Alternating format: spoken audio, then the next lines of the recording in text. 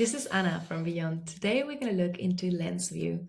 Lens View is one of the features that we incorporate in the Insights dashboard, and it's going to be visible as a toggle here on top of the little image. And it's next to the total revenue chart. Basically, in here we can select this to see how specifically every listing has contributed with the end results that we're seeing on the graph. In this case, I filter already for the next 3 months, so it's a little bit more limited. And I have blurred out the name of on the listings for privacy reasons, since this is our customer account. Starting with the revenue. So the revenue for the first listing is 7,000 for these 3 months. Compared to last year results, it's 37% less. And compared to pacing or how it was looking like as of today, it's only 8% less. So we know that we're doing a little bit less money with this listing than what we were doing last year. It's not the same, for example, with this ones where we are 45% ahead of how things were looking like a year ago. But we know that at the end of the year, at the end of the period, we still have 56% less than what they meant. We still have time to catch up. So I always recommend focusing on pacing instead of last year end results. And first prioritize by those that are pacing behind. Remember that you can sort the information with these arrows in here to organize the data. The fact that we are doing less revenue for a period of time could be related to many things. It could be due to ADRs being too high or occupancy being too low. Well, most of them normally go together. So when the rates are too high and there is no demand, we end up being not booked. We don't want to be 100% booked and still making less revenue than last year. So we want to make sure that we are pushing a good balance between average daily rates and the demand interest is there to book for those rates. So let's take a look into this. For the first listing, for example, we know that the revenue is slightly down, only by 8%. And we know that our rates are way lower. It's 20% lower than how things were same time last year. That's the figures I'm seeing here. It's only 6% lower than how it was at the end of the year, but we know that this year has different circumstances. And then we have the adjusted occupancy right now, 61%. That's removing already blocks and unavailable nights. And we know that we are 13% more occupied than it was the same time last year. But that compared to how we finished the year, there is still a 34% that we need to catch up with.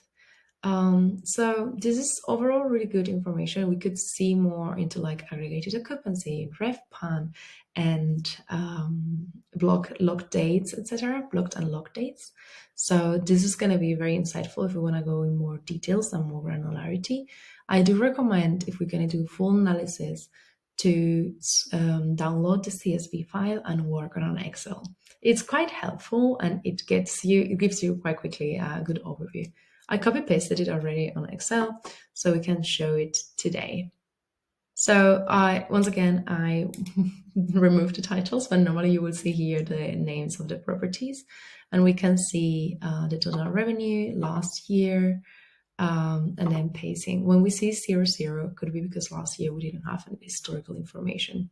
What I did is I used conditional formatting to highlight those that are pacing behind in revenue.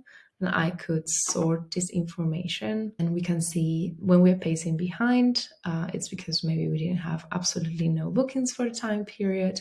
In here, we had a few bookings, and we see that our ADRs are lower, our occupancy are very, very much lower. Here we have an exception. Our occupancy is higher, but it's also because last year we didn't have almost no occupancy.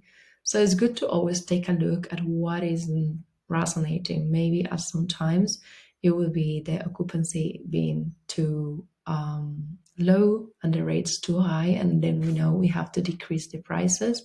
At other times we will see maybe we're pacing way ahead on last year and our rates keep being too low. So maybe we have an opportunity here to increase the rates, and even if we compromise a little bit the occupancy, we know that compared to last year, we're going to be doing all right.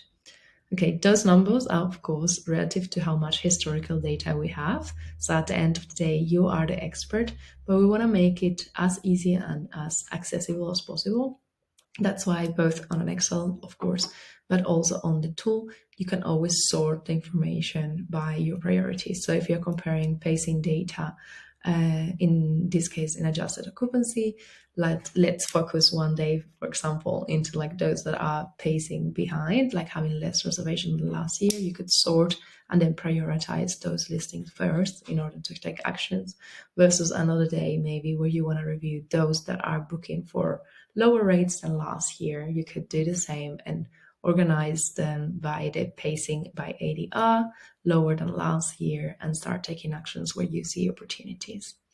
I know this is a lot of information. I hope you find it useful. And as usual, here you have our support center on the bottom on the right. And for anything else, you know where to find us. Thank you very much.